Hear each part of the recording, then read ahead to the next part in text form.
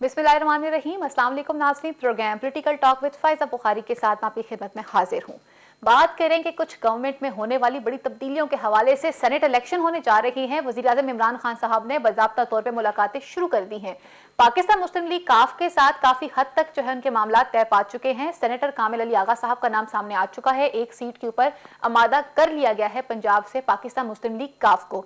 दूसरी जानिब अगर देखा जाए, जो कभी कभी कहा करते थे कि हम इस्तीफे देंगे और हम हाउस का हिस्सा नहीं रहेंगे, आज वो इस्तीफे तो नहीं पहुंचे, लेकिन मरियम नवाज साहिबा जो हैं वो अरकान असम्बली से मुलाकात करना शुरू हो चुकी हुई हैं।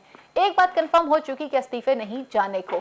दूसरी जाने पर अगर देखा जाए तो बिलावल भुट्टो जरदारी ये बात कहते हुए नजर आते हैं कि गवर्नमेंट को घर अगर वापस भेजना है तो उसके लिए तहरीक अदम एतमाद लानी होगी। लेकिन एहसन इकबाल साहब ये बात कहते हुए नजर आते हैं कि तहरीक अदम एतमाद जो है ये तजवीज़ पाकिस्तान पीपल्स पार्टी की बहुत पुरानी हो चुकी है, हम लॉन्ग मार्च करेंगे।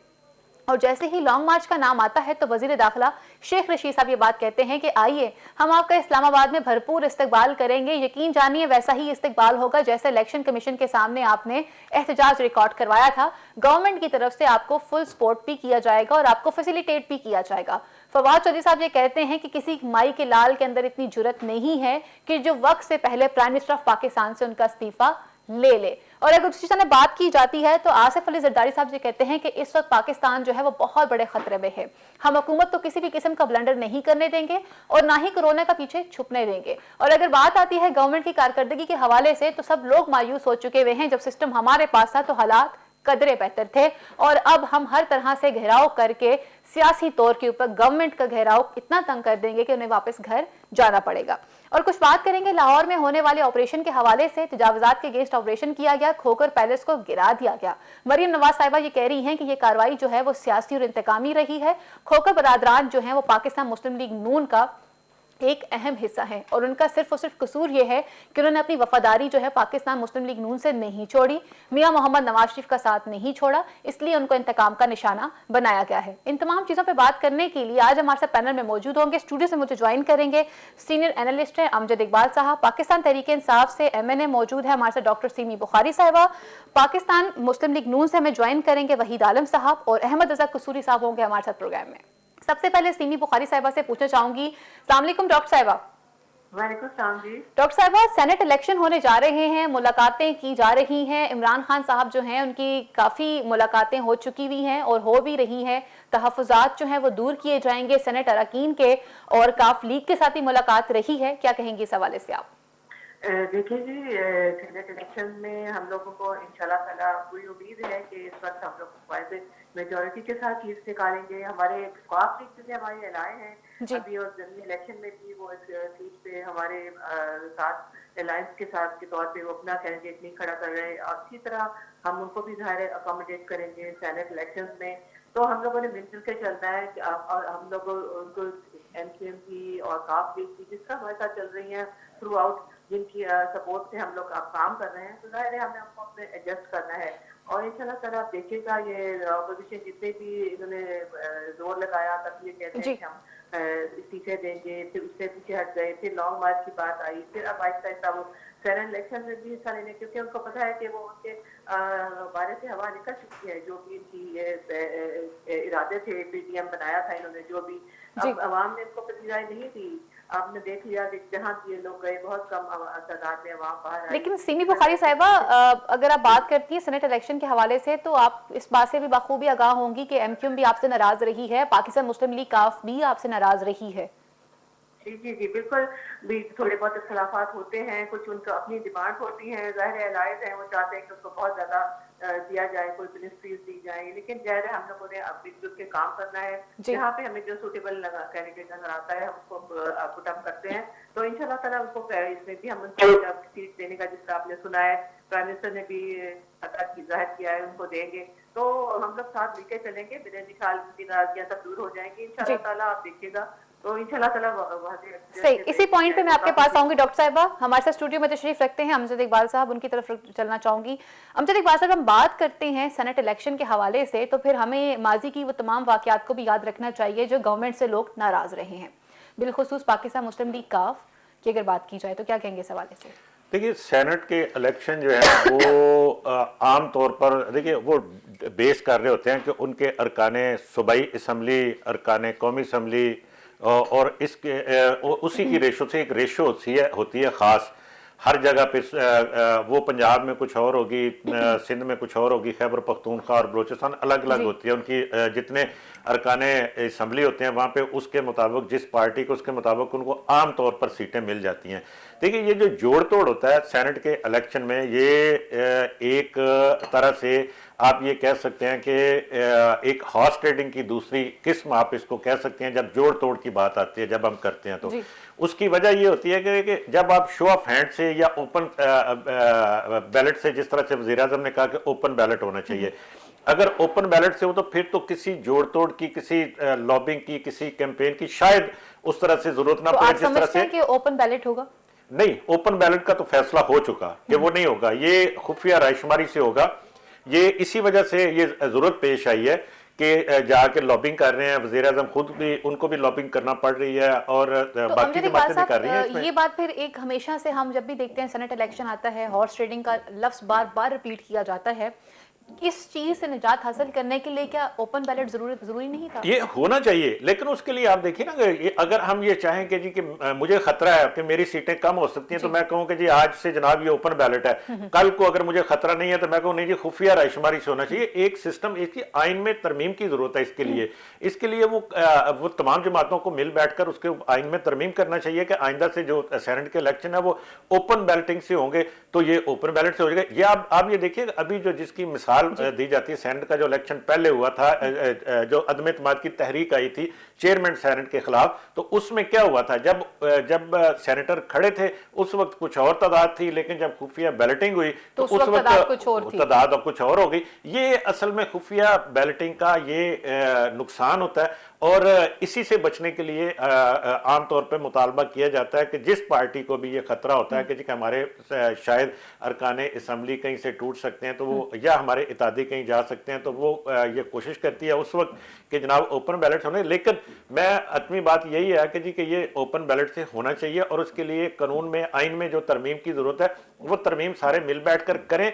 लेकिन इसमें जो एक चीज और मैं आपको कहता हूं कि जो आपने इत्तेहादियों की, हुकूमत के इत्तेहादियों की बात की, इस वक्त काफ लीग को एक सीट दे के कामल अली आगा का नाम अब तक सामने आया कि उसके ऊपर इत्तफाक राय किया गया कि उनको एक सीट दी जाएगी। उनके यहाँ पे हैं इस वक्त अरकान सूबाई असम्बली मौजूद भी है और उनको राजी करने के लिए भी ये जरूरी है कि यहाँ पे उनको एक सीट दी जाए। लेकिन अमजद इकबाल साहब, आपको पता है कि सेनेट की एक सीट के ऊपर कम से कम 48 वोट जो है वो दरकार होते हैं। बाकी वोट पीटीआई दे देगी उनको, उनके अपने वोट डाल जाएंगे, बाकी पीटीआई देगी। और यही देखिए ना, मामला तो वही आता है ना कि उनको अकोमोडेट करने का। अब हुकूमत की देखिए, पंजाब में जो हुकूमत है वो काफ लीग के बगैर नहीं कायम रह सकती पीटीआई की। अगर वो उनको एक सीट देती है सेनेट की, दे के उनकी हुकूमत बच सकती है तो वो बचाएंगे उसको। अगर कहीं उनको ऐसा नजर आता है कि फर्ज करें वो उनको नहीं सीट देती, वो नाराज हो जाते हैं, वो अलग हो जाते हैं, तो फिर तो उनकी हुकूमत ही नहीं पंजाब में कायम रह सकती ना। यही पोजीशन वहां सिंध में भी है। सिंध की हुकूमत में तो उनका रोल नहीं है एमक्यूएम का, लेकिन वफाक में उनका असर है।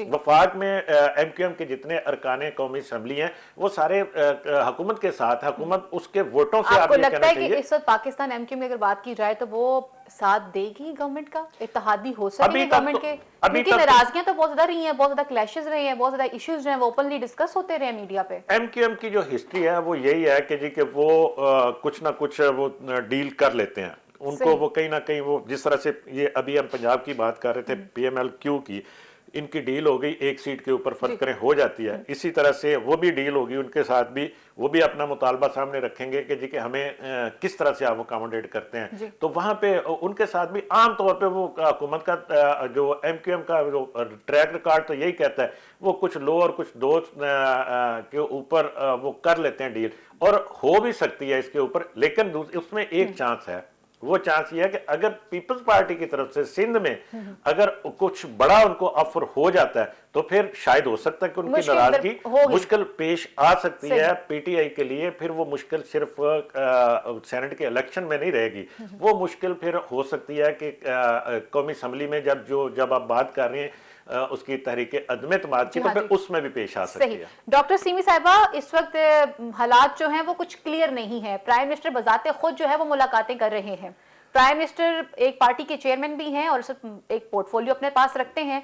आपको लगता है कि बजाते खुद उनकी मुलाकातें करना और वो तमाम इश्यूज जो बिलखुसूस हमने देखा कि एमक्यूएम को पेश आए हैं और काफ लीग को भी थे आप लोगों से बहुत ज्यादा इश्यूज, आप उन इश्यूज को कवर कर सकेंगे? और इस बात की क्या यकीन दहानी होगी कि इन फ्यूचर ये जमातें आपसे नाराज नहीं होंगी जैसे काफ लीग आपसे नाराज रही है?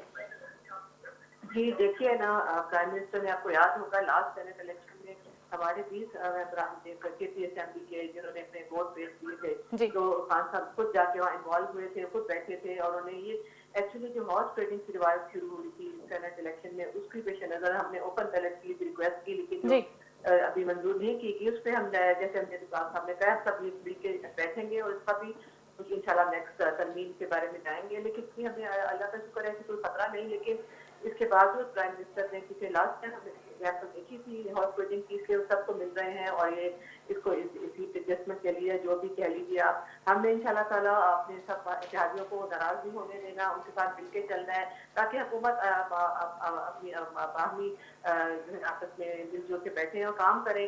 हम लोग तो अगर काम करना चाहते हैं, किसी को नाराज करके ये हुकूमत इस पर चल नहीं सकती, तो हम लोग प्राइम मिनिस्टर इसीलिए सबसे मिलते हैं और ऐसी कोई हमें कोई खतरा नहीं है इंशाल्लाह ताला। हम सब आप इस बात पे पूरी उम्मीद हैं कि आपकी जो कौमी असेंबली में जो नशिस्तें हैं वो बरकरार रहेंगी अगर एमक्यूएम की बात की जाए? क्योंकि अगर हम एमक्यूएम की बात करते हैं तो वो आपसे नाराज रहे हैं। अगर पाकिस्तान पीपल्स पार्टी की तरफ से अगर अच्छा अप्रोच किया गया तो आपके लिए एक प्रॉब्लम वहां पे बन सकती है कौमी असेंबली में? जी, जिस तरह मंजर इकबाल साहब कह रहे हैं कि पीपल्स पार्टी उनको अगर कर सकती है अपनी तरफ अट्रैक्ट, लेकिन हमारे प्राइम मिनिस्टर साहब भी दोनों पार्टीज के साथ मुस्तकिल रास्ते में, हमारी पार्लियामेंट्री हमारे अफेयर्स के मिनिस्टर्स भी रास्ते में है, तो इंशाल्लाह ताला मुझे भी कोई ऐसा खतरा नहीं नजर आ रहा कि वो इस तरफ को जाएंगे, क्योंकि पीपल्स पार्टी की जो अपनी इस वक्त जो है ना बहुत वीक होती जा रही है, उसकी पोजीशन बहुत वीक है इस वक्त। एक सूबा अपने पास रखते हैं और आप कह रहे हैं कि पोजीशन वीक है उनकी? जी, बस उनके सिंध में जो भी है वो भी उनके काम किए हैं, जो सिंध में ऐसे ऐसे काम करते हैं कि अब जो है वो उनके अपने साथी को छोड़ रहे हैं, उधर बहुत मायूसी फैलती जा रही है और वो इसीलिए तहरीके दिमाग की बात करने लग गए हैं। उन्होंने पीटीएम में से भी अलग हो गए हैं, वो अपना अलग से कुछ करना चाह रहे हैं, लेकिन से हमें कोई ऐसा खतरा नहीं है कि वो हमें छोड़ देंगे। ठीक, मैं इसी पॉइंट पे आपके पास वापस आऊंगी। कुछ मुस्लिम लीग नून के हवाले से बात करते हैं। मरीम नवाज साहिबा ने भी मुलाकातें शुरू कर दी हैं, वो मिलेंगी वफाकी अरकान और सूबाई अरकान से भी।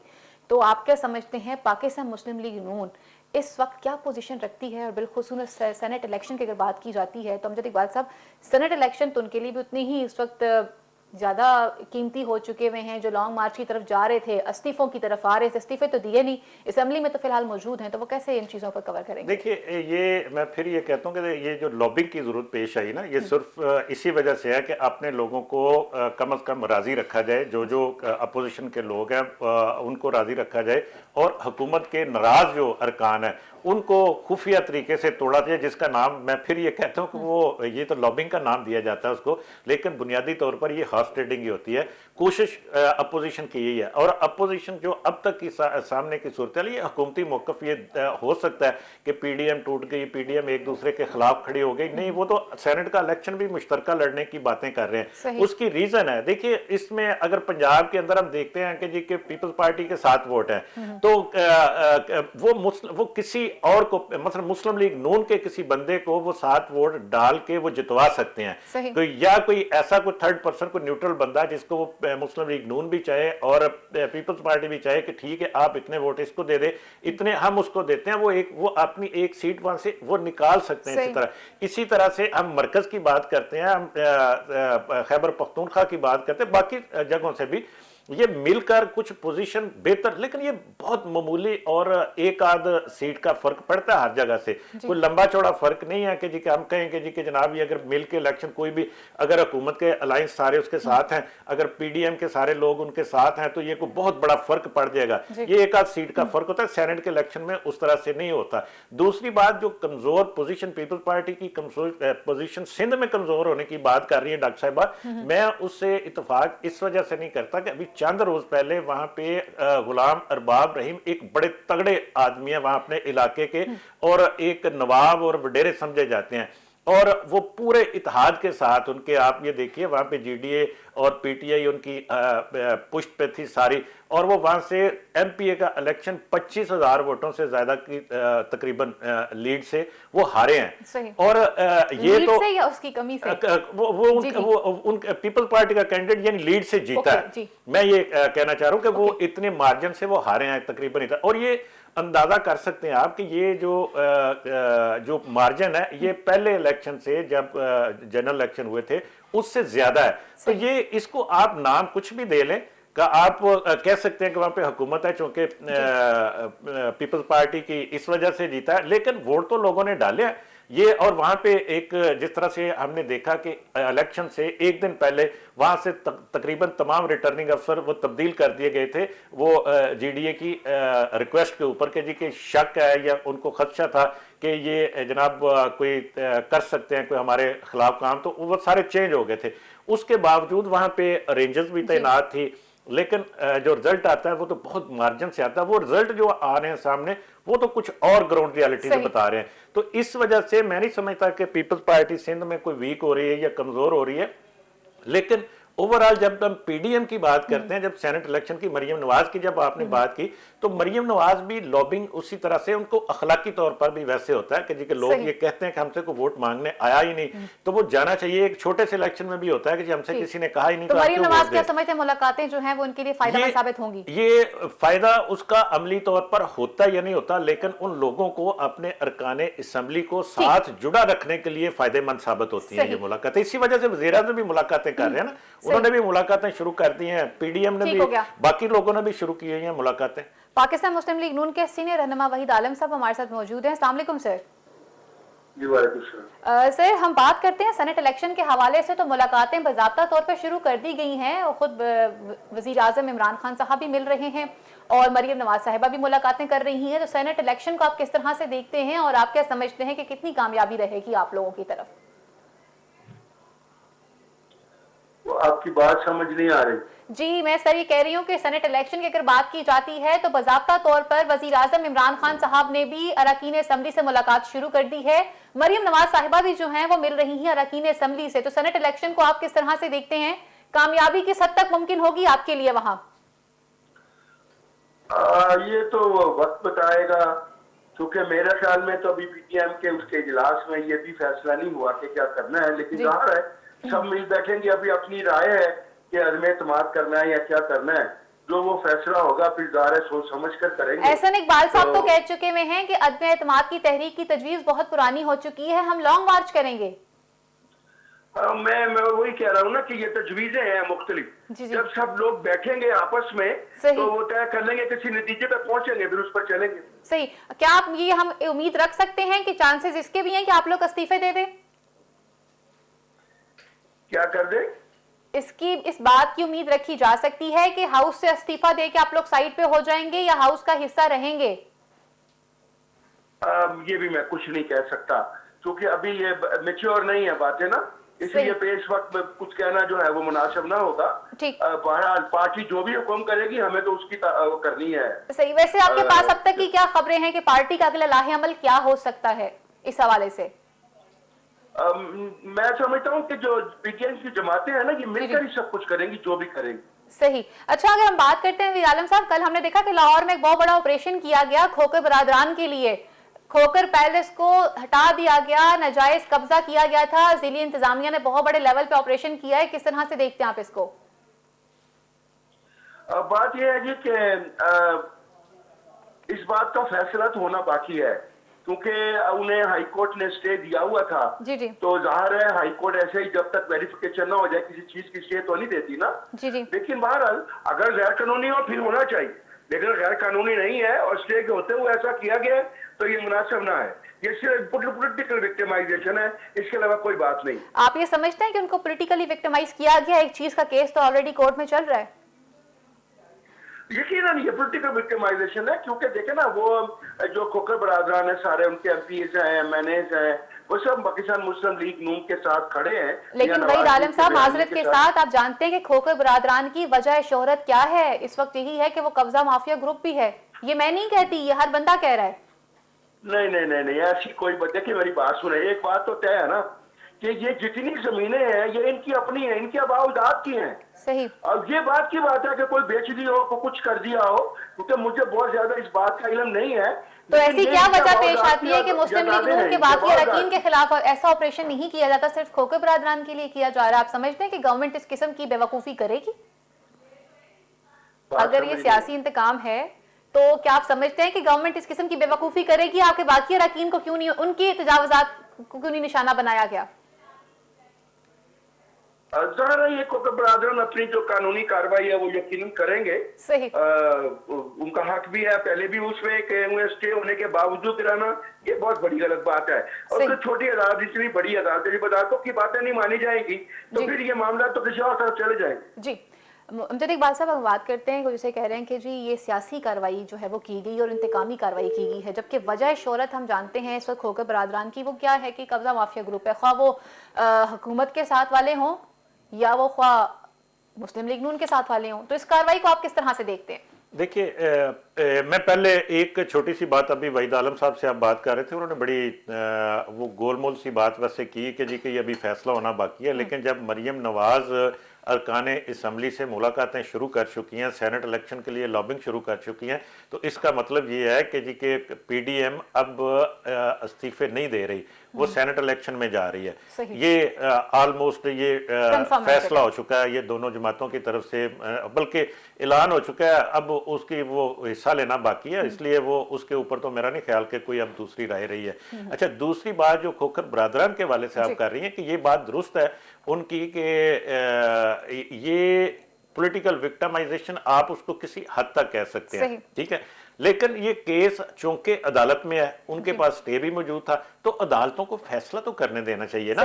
अगर इस तरह का ये अचानक ऑपरेशन होता है, ये आपको पता होना चाहिए कि ये उनकी शोहरत कुछ भी हो, लेकिन ये कोशिशें पहले भी हो चुकी हैं। एक दफा पहले भी कोई इस तरह का 15 दिन पहले इस तरह का वाकया हुआ था कि वहां पे ऑपरेशन की कोशिश की थी एलडीए ने, लेकिन वहां पे कुछ लोग बहुत ज्यादा जमा हो गए थे, जिस वजह से एलडीए को वापस आना पड़ा था। और उसके ऊपर हुकूमत की तरफ से, ये मैं आप ये खबर समझ लें, जो भी इसको समझ लें, इंफॉर्मेशन है कि हुकूमत की तरफ से बड़ी बरहमी का इजहार किया गया था कि क्यों नहीं आप कामयाब ऑपरेशन कर सके वहां पे, क्यों नहीं आप वो तजावजात उनकी इर्द गिर्द से गिरा सके। तो क्या हम इसको ये ले लें कि क्या ये गवर्नमेंट की तरफ से सियासी ये मैं आपको इसकी थोड़ी सी हिस्ट्री आपको ज़हन में होनी चाहिए कि जी के इसके पीछे दो चीजें हैं। एक तो चूंकि एक सियासी मुखालफत अपनी जगह पे होती है, लेकिन उसके अलावा आपको पता है सीसीपीओ लाहौर को तब्दील करने की बहुत बड़ी वजह एक बयान की गई थी कि वहां पे एक प्लाट के ऊपर कब्जे का शोर भी उठा था, फिर उसमें एक बंदे का मर्डर भी हो गया था, उसका इल्जाम भी इनके ऊपर आया था, लेकिन उसमें भी फिर गिरफ्तारी ना हो सकी, तो फिर सीसीपीओ को तब्दील कर दिया गया। फिर ये तो दूसरे नए सीसीपीओ आए, वो भी वो कब्जा खत्म ना करवा सके। तो ये एक पूरी इसके पीछे लंबी स्टोरी चल रही है, उसको आप सामने रखेंगे तो आपको अंदाजा होगा कि इस तरह के ये मैं बिल्कुल भी खोखर बरादरान को ये नहीं कह रहा कि वो बिल्कुल जायज बैठे हुए थे, उनके ऊपर अगर केस चल रहा है तो लाजमी बात है ना कि कहीं ना कहीं कुछ ना कुछ गड़बड़ तो है, और वो बिल्कुल उनके ऊपर कोई इल्जाम है उनकी वो एक खोखर बरादरान नहीं है, बहुत सारी हाउसिंग सोसाइटीज जो हैं वो इस तरह की करप्शन में इन्वॉल्व हैं। जी होंगे, यकीनन होंगे, लेकिन मैं ये बात कर रहा हूं कि इस तरह के केसेस में तो बहुत सारे लोग इन्वॉल्व हैं ना, तो बाकी लोगों के खिलाफ अगर नहीं होती कार्रवाई, इसकी ये जस्टिफिकेशन नहीं है कि जी कि इनके खिलाफ भी ना करें, लेकिन ये एक सवाल बन जाता है कि जी अगर ए के खिलाफ नहीं हो रहा तो बी के खिलाफ क्यों हो रहा है। अगर ए बी को छोड़ के सी के खिलाफ होगा तो ए बी के खिलाफ वो सी वाला सवाल कर सकता है कि ए बी के खिलाफ ये ऑपरेशन क्यों नहीं हो रहा। और इसको यही तो पाकिस्तान के अंदर हमारे इत्तेसाब के सिस्टम में सबसे बड़ी खराबी है कि हम कोई जायज काम भी करने जाते हैं तो उसको इस अंदाज से करते हैं कि जी कि वो पॉलिटिसाइज हो जाता है, उसको एक सियासी इशू बना दिया जाता है। उसको अगर फर्ज करें, हम कहते हैं कि जी के एलडीए या कोई मुतल्लिका महकमे अगर उस केस को, जो अदालत में केस है, उसको प्रॉपर परसू करें, वहां अदालत में जाके टाइमली अपने पूरे सबूत दें वहां पे कि जी कि ये क्यों नाजायज है, ये क्यों ये कब्जा आप कह रहे हैं इस जगह को जिसके ऊपर वो बैठे हुए हैं, तो अदालत से फैसला लें। तो इसको अगर आप कानूनी तरीके से करेंगे फिर किसी को कुछ कहने की जरूरत नहीं रहेगी। लेकिन अगर इस तरह से अचानक से छुट्टी वाले दिन उठ के सुबह अर्ली मॉर्निंग आप जाएं ताकि वहां पे कोई रुकावट ना हो सके, आप जाके गिराज पे तो फिर सवाल उठते हैं उसके ऊपर। अभी आपने खुद ही तो कह दिया कि जब पहले ही कार्रवाई करने की कोशिश की गई तो वहां पे लोग बड़ी तादाद में मौजूद थे। जी जी बिल्कुल, तो मैंने फिर कहा ना कि वो उसके लिए फिर एक बकायदा ऑपरेशनी तरतीब देना बनता था। क्या गवर्नमेंट की तरफ से ये चीज सही नहीं, नहीं तो थी? अदालत के फैसले का इंतजार क्यों नहीं किया गया? सही। अदालत के फैसले का इंतजार भी कर लेना चाहिए था कि अदालत क्या फैसला देती है। अगर एलडीए के पास इसके शवाहिद मौजूद हैं कि वहां पे कब्जा हुआ है, वहां पे नाजायज वो जगह घेरी हुई है, तो वो उसके सबूत अदालत में पेश अच्छा, करें। ऐसा ऑपरेशन तुमने कराची में भी देखा? जी, लेकिन वो देखिए एक वहां। वो सुप्रीम कोर्ट के ऑर्डर्स के ऊपर हुआ था और सही। वहां पे जो लोग काबजीन थे उनके पास कुछ नहीं था। वो जो नाले के इर्द गिर्द अभी तक जारी है वो ऑपरेशन, वो जारी है। और उससे पहले भी बहुत सी जगहों पे ऊपर ये हुआ ऐसा कि वहां पे ऑपरेशन वो सुप्रीम कोर्ट ने ऑर्डर किए थे, बल्कि सही। उसके ऊपर हुकूमत की सरजनिश की थी सही। कि आप क्यों नहीं ऐसा कर रहे, ठीक हो हम गया। ऑर्डर दे रहे हैं, आप इसको करें। हमारे साथ इस वक्त मौजूद हैं सीनियर माहिर कानूनदान तजियाकार अहमद रजा कसूरी साहब। अस्सलाम वालेकुम सर। वालेकुम सलाम। सर, वक्त देने के लिए शुक्रिया। सर, खबरें बहुत ज्यादा आ चुकी हुई हैं, सेनेट इलेक्शन होने जा रहा है। वो लोग जो कभी इस्तीफे दिया करते थे, इस्तीफों की बातें किया करते थे, वो इस्तीफे पहुंचे भी नहीं इस वक्त, और वो इस वक्त जो है मुलाकातें कर रहे हैं। क्या समझते हैं कि सेनेट इलेक्शन किस तरह से होगा? बाज़ाब्ता तौर पे इमरान खान साहब भी मुलाकातें कर रहे हैं, मरियम नवाज साहिबा ने भी मुलाकातें शुरू कर दी हैं, और अहम किरदार फजलुर रहमान साहब कहाँ स्टैंड करते हैं? देखिए, बात यह है कि ये जितनी भी आपने कहानी सुनाई है जी, जी। इलेक्शन की तैयारी है जी, खुदा करे कि वहां तक हम पहुंच जाए, जी क्योंकि जिस किस्म की इस वक्त मुल्क में सियासत चल रही है जी कि दस्तों गिरबान हुए हुए हैं, और जी। आप लोग जो जो सियासत है वो एक बंद गली के अंदर जी जा पहुंची है, सही। और उस टनल में क्रॉस कोई रोशनी नजर नहीं आती। ये क्योंकि मैं तो तारीख का सिर्फ तालिब इल्म नहीं, बल्कि मैं तारीख बनाने वालों में से हूँ सी, और जी। बहुत सारी चीजें मैंने खुद देखी हैं। देखिए, जब भुट्टो ने रिग्ड इलेक्शन कराए और एक 9 सितारों का एक कन्फ्रंटेशन बनी, जी तो डायलॉग होता है। जब डायलॉग ब्रेकअप हो गए और दोनों पार्टीज जो थी वो कन्फ्रंटेशन की वजह से एक बंद गली में चली गई, जी। तो फिर क्या हुआ? उस बंद गली में से कौन निकला? उस बंद गली में से जनरल ज़ियाउल हक निकला, जी। और जो निजाम है जी, जी। उसकी बसात लपेट दी गई काफी अरसे के लिए। जी, तो जी। देखो, ये बड़ा फूक फूक के कदम रखने वाली बात है सही। कि अभी आप बड़ी दूर की बातें कर रही हैं इलेक्शन। जी, जी।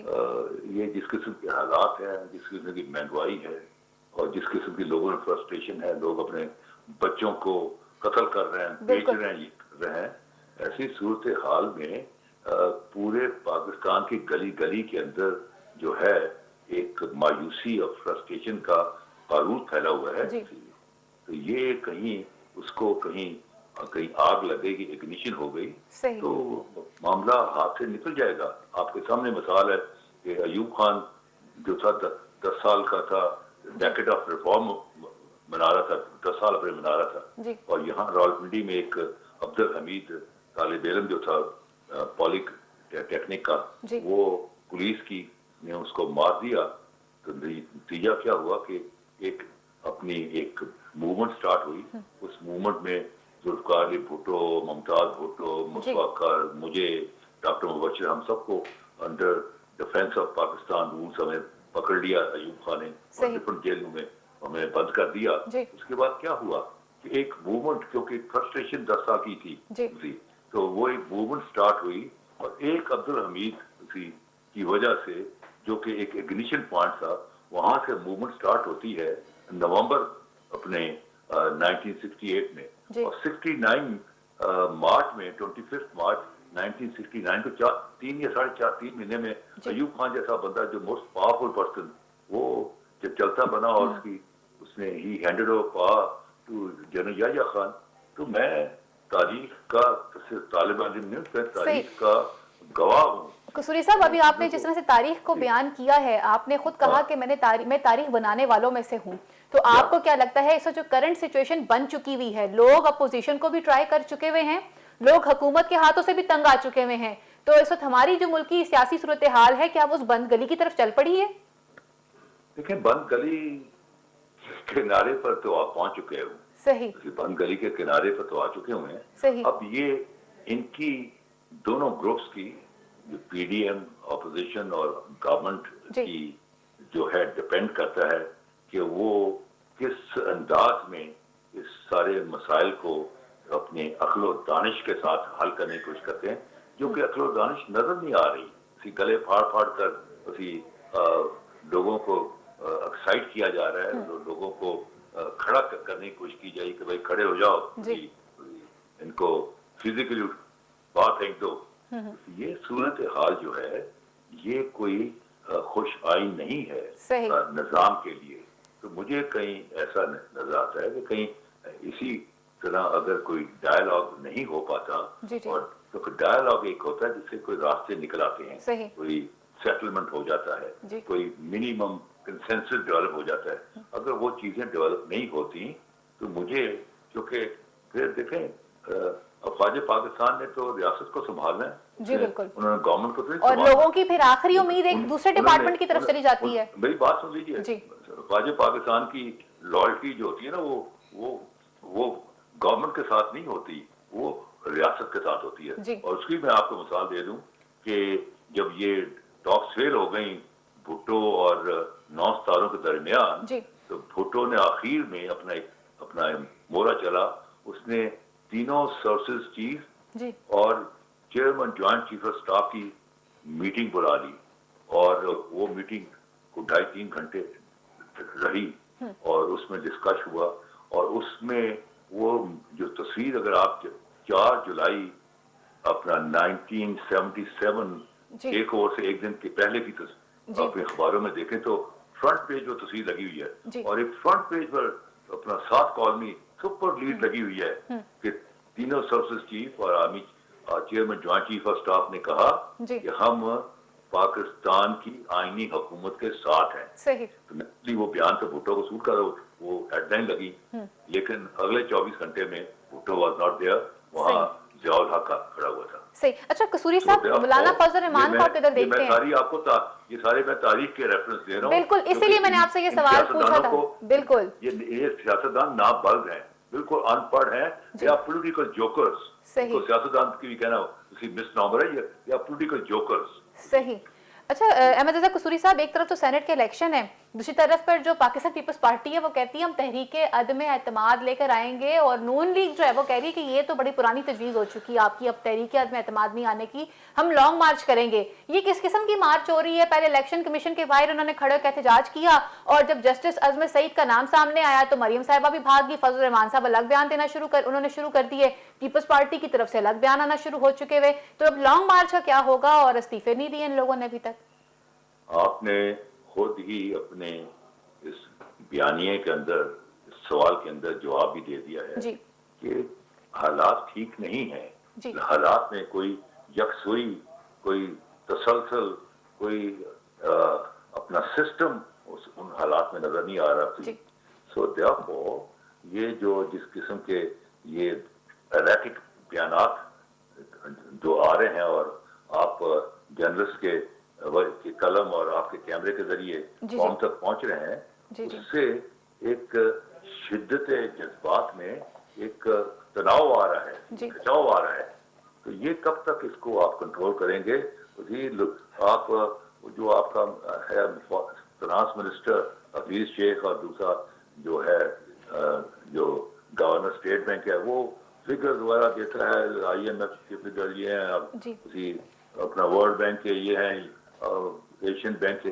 देखें ये फिगर शिगर है, ये कॉमन मैन जो है ना, अल्लाह देता चिरागदीन, उसको ये फिगर समझेंगे, मुझे नहीं समझ आते तो उनको बेचारों को क्या आएंगे समझ।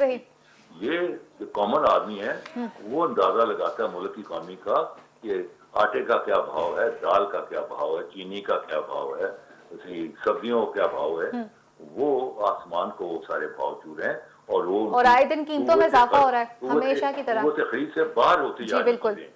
तो ये सारी चीजें हैं, और ये दोनों पार्टियां जो हैं इन चीजों को गौर नहीं कर रही कि अगर लोग अभी तो ये अपने मसाइल हैं, क्योंकि ये सारे चोर और डाकू हैं, ये सारे इकट्ठे फ्री हो गए, शायद इकट्ठे हो जाएं, शायद बच जाएं। तो ये सारे 40 चोर जो हैं, इनको एक अली बाबा 40 चोर चाहिए था, एक अली बाबा उन्होंने साथ लगा लिया है, तो अपना कर रहे हैं काम, लेकिन इनका आवाम के साथ कोई ताल्लुक नहीं, इनका इसी तरह ही आवाम के साथ कोई ताल्लुक नहीं। कसूरी साहब, आप कहने का मतलब ये हुआ कि जो गवर्नमेंट है वो भी आवाम से रिलेटेड नहीं है, और जो अपोजिशन है वो तो ऑलरेडी अपने आप को बचाने की लगी हुई है। और ये किसी खुदा न खास्ता कहीं से ये बस्ट हो गया गुब्बारा, ये मामला फिर कंट्रोल में नहीं आएगा। और आपके सामने फिर मसाले में बता देता हूँ कि भुट्टो के दौर में जब अनारकली में जुलूस आया तो फौज को कहा गया कि इनको रोका जाए जुलूस को, तो फौज ने फायर करने से इनकार कर दिया और एक ब्रिगेडियर न्याज था उसने इस्तीफा दे दिया अपनी सर से।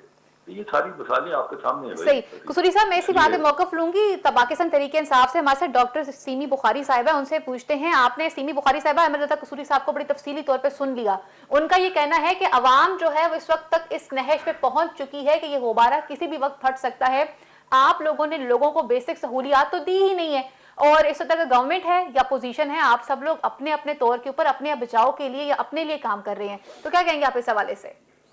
देखिए जी, हम जब ये बात करते हैं कि ये सारा किया धरा पिछले मुल्कों का है जो खजाने में 2 हफ्ते के रिजर्व भी नहीं छोड़ के गए थे, और कर्जों की इतने बार से हम एक महीने में 10-10 हजार अरब की किस्तें अदा कर रहे हैं। उसकी वजह से ये सारी महंगाई ये सब कुछ हुआ। और अब आप देखिए ऐसा कुछ डिमांड एंड सप्लाई का भी होता है। इस वक्त आप देखिए सब्जियां फल बिल्कुल नॉर्मल रेट। सीमी साहिबा माजरत के साथ यकीन कीजिए, जब भी न्यूज चैनल लगाया जाता है या जब भी कोई नई खबर आती है, उसमें खबर आवाम के लिए क्या होती है कि बिजली 1 रुपया फिर महंगी हो गई, पेट्रोल फिर महंगा होने जा रहा है। मतलब वो बेसिक जरूरियात जो इस वक्त पाकिस्तानी अवाम का राइट है वो तो बेचारे उनसे बहुत हद तक दूर है। देखिए ना, जब आप डॉलर महंगा होता है तो सारी चीजें बढ़ती हैं, और डॉलर क्यों महंगा हुआ इसकी अपनी लंबी कहानी यही है कि इन लोगों ने आर्टिफिशियली तौर पे उसको महसूस तौर पे मार्केट में फेंका हुआ था, और जब हमने आके उसको असल हालत पे लेकर आए हैं अल्हम्दुलिल्लाह वो स्टेबल है। लेकिन कौम को कुर्बानी देनी पड़ रही है, जिसका हमारे प्राइम मिनिस्टर को बहुत एहसास है। उन्होंने ये एहसास प्रोग्राम इसलिए शुरू किया क्योंकि कोरोना की वजह से पूरी दुनिया की मईशत इस वक्त बहुत डाउन जा चुकी है, लेकिन हमारे प्राइम मिनिस्टर को एहसास था। उन्होंने मेरे ख्याल में 35-40% लोगों को इस प्रोग्राम से, सोशल प्रोटेक्शन प्रोग्राम है, इसमें सबको सहूलियत दी जा रही है। इसके अलावा सहूलत बाजार, यूटिलिटी स्टोर में सब्सिडाइज रेट में हम आटा प्रोवाइड कर रहे हैं। और इसके अलावा हमने अभी जो शुरू किया है ये सहूलत बाजार का भी हमने सिस्टम और शिकायत बहुत ज्यादा है सीमी साहिबा, वो सहूलत बाजार हो, वो एहसास प्रोग्राम हो, शिकायत अवाम की नहीं खत्म हो रही। वो एक आम आदमी जिसने 15,000 रुपए की दिहाड़ी लगानी है वो तो 15,000 रुपए ही कमा रहा है और उसमें से घर का खर्चा तो पूरा ही नहीं हो रहा। देखिए जी, हमारे प्राइम मिनिस्टर कभी ये नहीं चाहते थे वो आवाम को तकलीफ दे, वो तो आवाम की ठीक हो गया। मैं आपके पास इस पॉइंट पे वापस आऊंगी। देखना चाहते हैं। ये तो पुरानी 30 साल की हुकूमत है जो दोबारा आना चाह रही है, तरीके शुरू कर दिए इन्होंने जलानी के दोबारा इनको हुकूमत दी जाए। इन्होंने पहले क्या करके दिया है? सही, मैं इसी पॉइंट आपके पास आती हूँ। अमजद इकबाल साहब से पूछना चाहूंगी। अमजद इकबाल साहब, अभी आपने पाकिस्तान तहरीक इंसाफ के मौक़िफ़ को सुन लिया। अहमद रजा कसूरी साहब ने हिस्ट्री के हवाले से डिटेल से बता दिया कि उसी बंद गली की तरफ चल पड़े हैं जहां से एक दफा जनरल ज़ियाउल हक नमूदार हुए थे। क्या कहेंगे आप इस हवाले से? सबसे पहली बात तो ये है कि अहमद रजा कसूरी साहब ने जो अपनी गुफ्तगू में 3 दफा जुल्फ़कार अली भुट्टो का हवाला दिया और उन्होंने कहा कि उस वक्त सियासत बंद कली में चली गई थी। मैं इस बात से इत्तेफाक नहीं करता। देखिए, बात यह है कि उस वक्त वो इलेक्शन रिग्ड थे या नहीं थे, इसका फैसला किसी ने नहीं किया, स्वाय चंद एक सीटों के ऊपर ये मामला था। और उस वक्त एक तहरीक चलाई गई उन इलेक्शन के खिलाफ, बाइकाट किया गया सूबाई असम्बली का बाद में, क्योंकि उस वक्त एक दिन में नहीं होते थे, अलग से 3 दिन बाद होते थे। तो लेकिन उसके बावजूद भी उन्होंने, जुल्फ़कार अली भुट्टो ने उस वक्त की जो अपोजिशन थी उसके साथ मुज़ाकरात किए और वो मुज़ाकरात कामयाब हो गए थे। ये आज भी ये भी तारीख का हिस्सा है कि वो मुज़ाकरात कामयाब हो गए थे। वो भुट्टो दोबारा इलेक्शन पर राजी हो गए थे और ये सारे उनके जो मतनाज़ा अमूर थे वो तय पा गए थे। लेकिन उसके बावजूद अगले दिन हुकूमत ख़त्म कर दी गई उनकी, जिसका वो हवाला दिया उन्होंने।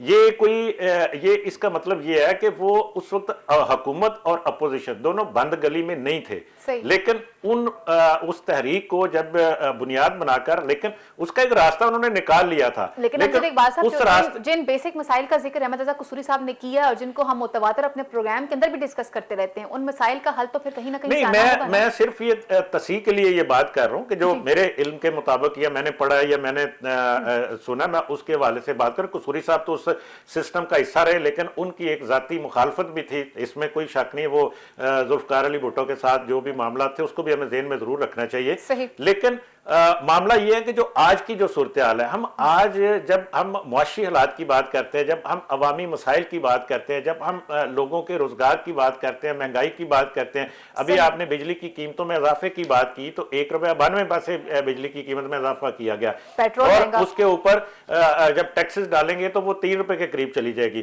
तो मामला ये है कि ये चीजें, ये मसाइल अपनी जगह दुरुस्त हैं। अपोजिशन की जो तहरीक चल रही है उसको आप एकदम से बंद गली में कैसे कह सकते हैं? ठीक है, इसमें कुछ गलतियां भी होती हैं, कोताहियां भी होती हैं। किसी माई के लाल की जुर्रत नहीं है वजीर आजम से इस्तीफा ले ले, नहीं, हम तो वो 5 साल पूरा करेंगे। ये मिड टर्म इलेक्शन तो उन्होंने कहा हो ही नहीं सकता। ये बात ठीक है उनकी कि क्यों उनसे कोई इस्तीफा लेगा, क्यों उनसे कोई इस्तीफा दिया जा सकता है, क्यों वो इस्तीफा नहीं देना चाहते तो कोई जबरदस्ती थोड़ी ले सकता है किसी से इस्तीफा। लेकिन उसका एक आईनी रास्ता मौजूद है, आईनी रास्ता जिसकी जुल्फकार अली अपना जिसकी बिलावल भुट्टो ने बात की, वो बात है कि हम अदम इत्मीद लाएंगे। तो उसको हमने इस तरह से पेश किया कि जी के अदम इत्मीद बिलावल भुट्टो की तजवीज थी, मुस्लिम लीग दूसरे पेज पे खड़ी है, वो उसकी मुखालिफ है।